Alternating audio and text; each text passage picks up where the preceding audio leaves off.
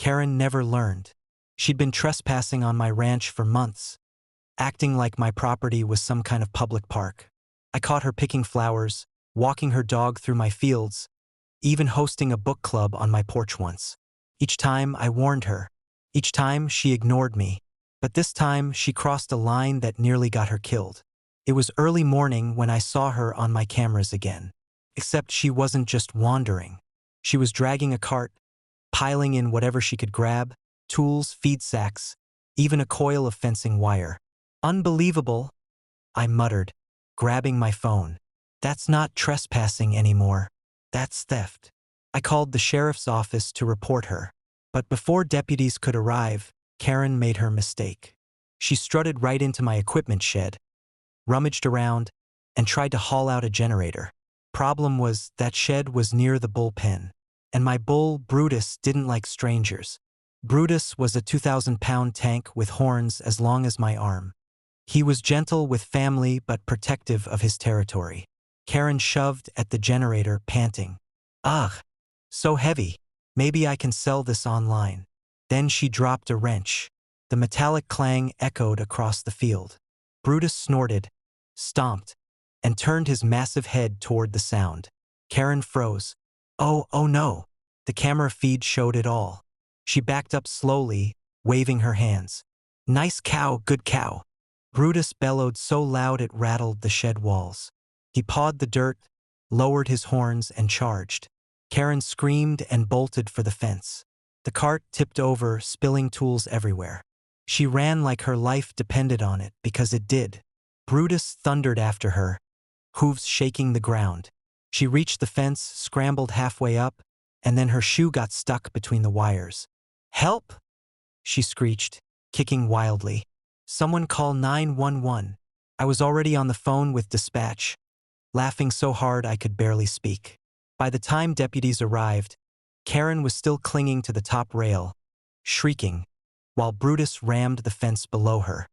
His horns cracked the wood, and each blow sent Karen squealing louder. The deputies pulled up, lights flashing. One of them shook his head. Again, Karen?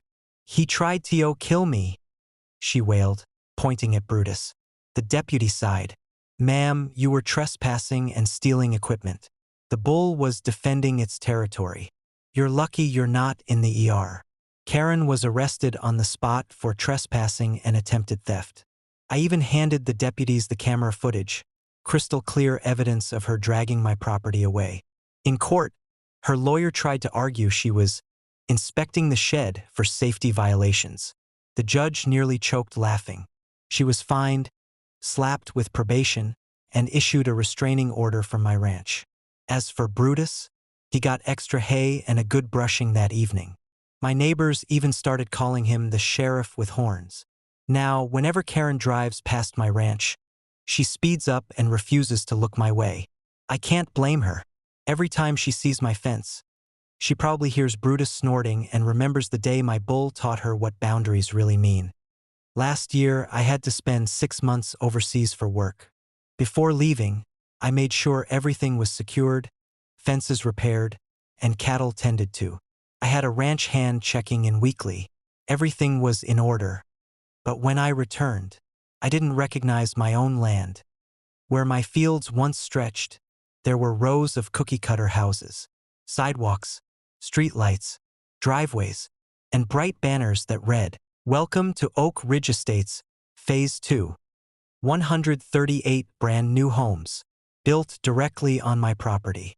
I nearly ran my truck off the road. I stormed straight to the HOA clubhouse, where Karen, the president, was sipping iced tea like a queen on her throne. You've got 10 seconds to explain why there are houses on my land, I growled. Karen smiled sweetly. Oh, don't be so dramatic. The developer decided to expand, and your ranch land was perfect. Don't worry, you'll be compensated once the sales finalize. My blood boiled. You built on MY property without consent. That's trespass, fraud, and theft. Karen laughed. You weren't using it. Now families will enjoy it. You should be thanking us. I didn't yell. I didn't argue. I just walked out because I knew something she didn't. See, the developer who originally built their subdivision? I'd gone to school with the CEO, and while the HOA thought they were cozy with him, they forgot one important detail. Their contracts only covered the lots already sold. They had zero rights to expand without purchasing new land. And they hadn't purchased mine, which meant every one of those 138 houses was sitting illegally on my ranch. I called the CEO. Hey, you might want to check your records, I told him, because your company just built phase 2 on land I still own.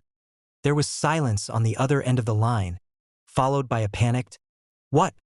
I sent him the deed, the surveys, and the aerial photos. Within hours, his legal team descended on the HOA like a pack of wolves. Turns out, the HOA board had forged documents claiming they had development rights. The contractor never verified ownership, they just built. That single mistake triggered one of the biggest lawsuits in county history. The HOA was sued for fraud. The developer sued them for damages. Homebuyers sued them for selling illegal lots. And me? I sued for land theft. In the end, the HOA was completely bankrupted.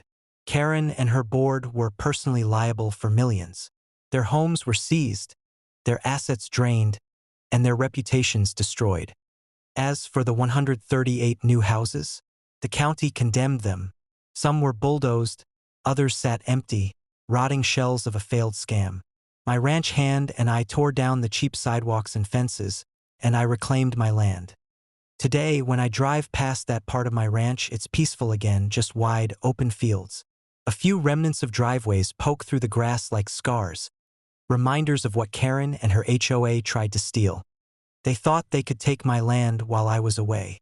Instead, they lost everything, while I gained one of the most ironclad property rights cases in county history. My ranch stood long before their HOA, and it'll still be here long after they're gone.